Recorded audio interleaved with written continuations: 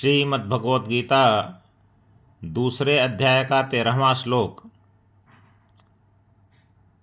श्री कृष्ण अर्जुन से कहते हैं, देहिनोऽस्मिन् यथा देहे कौमारं यौवनं जरा, देहिनोऽस्मिन् यथा देहे कौमारं यौवनं जरा, तथा देहान्तरप्राप्तिः धीरस्तत्र न मुह्यति।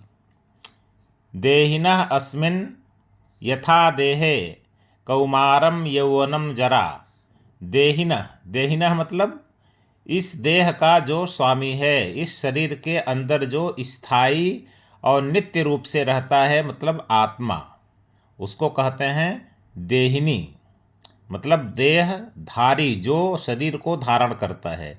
देहिनः अस्मिन्, इस आत्मा, देहिनः अस्मिन् यथा देहे, अस्मिन् देहे, इस आत्मा के अस्मिन् देहे, इस शरीर में, यथा माने जैसे,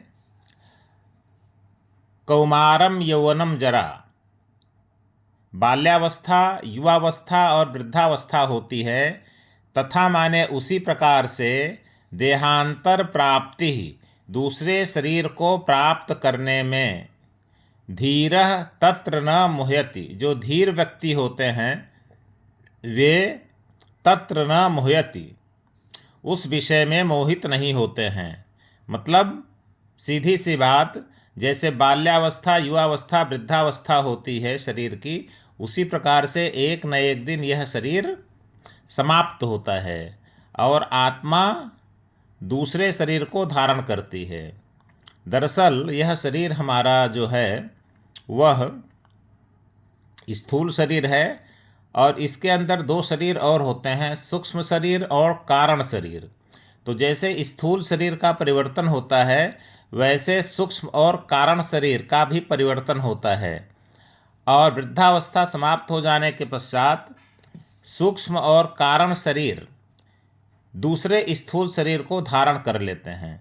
तो श्री कृष्ण भगवान अर्जुन से कहते हैं कि जो सत्य है, जो होना ही है, जिसको रोका नहीं जा सकता, जैसे बाल्यावस्था आई तो समाप्ति हो गई, रोका नहीं जा सका।